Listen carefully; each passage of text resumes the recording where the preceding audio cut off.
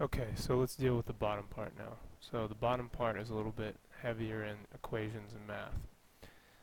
So what we're going to do is we're going to begin by answering question 2, which says, which pulls on the other one more, Saturn, Titan, or the same? The answer is the same. The reason it's the same is because of Newton's third law, which states for every action there's equal and opposite reaction. So action-reaction pair, equal and opposite. So we'd have, you know, two different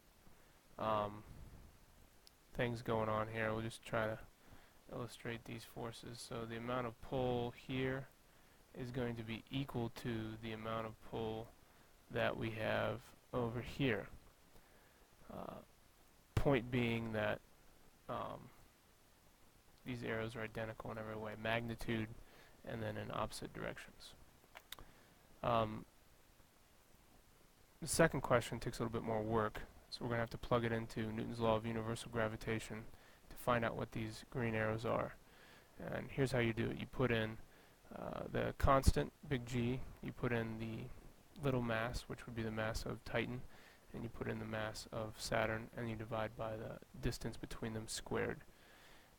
When you do that, you come up with a number for the force of gravity between equal to 3.4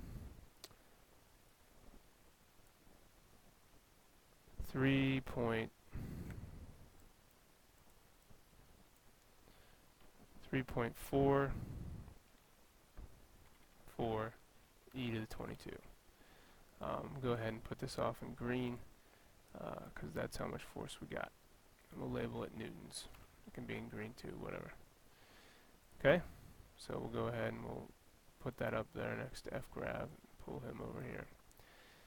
So then we're ready to deal with question number 4. Question number 4 says calculate the orbital velocity.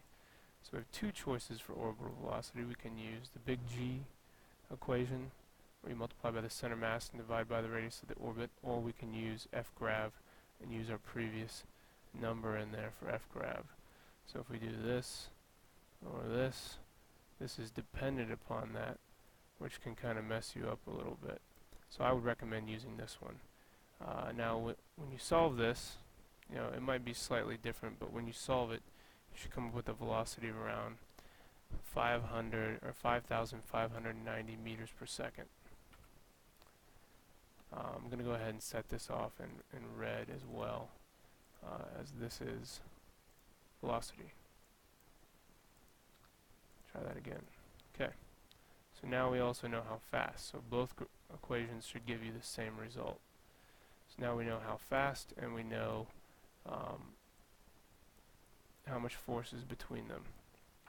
At this point in time, we're ready to kind of go through and use our period equations. So once again, we have two options. You can choose which one you'd rather use.